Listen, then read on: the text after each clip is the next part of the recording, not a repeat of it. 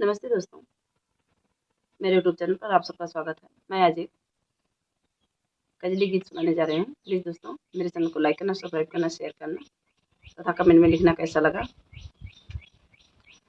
सखी श्याम नहीं आए फुहार में, सावन की बहार में ना, बहार में ना हो, बहार में ना, बहार में ना हो, बहार में ना। सखी श्याम नहीं आए फुहार में, सावन की बहार में ना।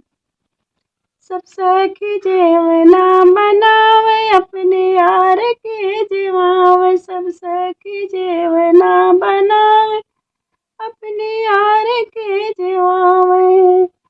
हम तो जाके बैठी रोइला ओ सार में, सावन की बहार में ना। हम तो जाके बैठी रोइला ओ सार में, सावन की बहार में ना। सखी श्याम नहीं आई फुहार में, सावन की बहार में ना, बहार में ना हो, बहार में ना, बहार में ना हो, बहार में ना। सखी श्याम नहीं आए फुहार में, सावन की बहार में ना। सब सखी गेड़ुआ भरावे, अपने यार के घोटावे। सब सखी गेड़ुआ भरावे, अपने यार के घोटावे। हम तो जाके बैठी रोइला ओ सार में, सावन की बहार में ना। हम तो जाके बैठी रोइला ओ सार में, सावन की बहार में ना। सखी श्याम नहीं आए फुहार में, सावन की बहार में ना, बहार में ना हो, बहार में ना, बहार में ना हो, बहार में ना।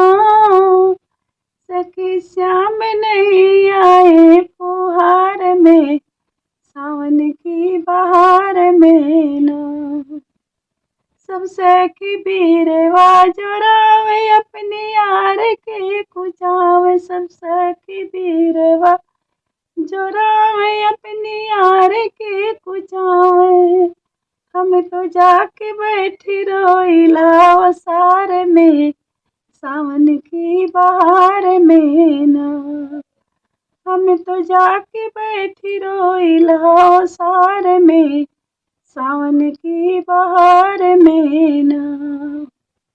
सखी श्याम नहीं आए फुहार में, सावन की बहार में ना, बहार में ना हो, बहार में ना, बहार में ना हो, बहार में ना।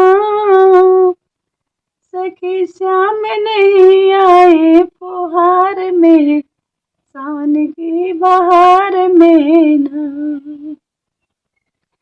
सब सखी से जिया लगावे, अपने यार के लिटावे। सब सखी से जिया लगावे, अपने यार के लिटावे। हम तो जाके बैठी रोइला ओ सार में, सावन की बहार में ना।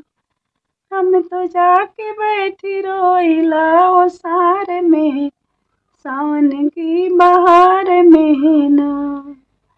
सखी श्याम नहीं आए फुहार में, सावन की बहार में ना, बहार में ना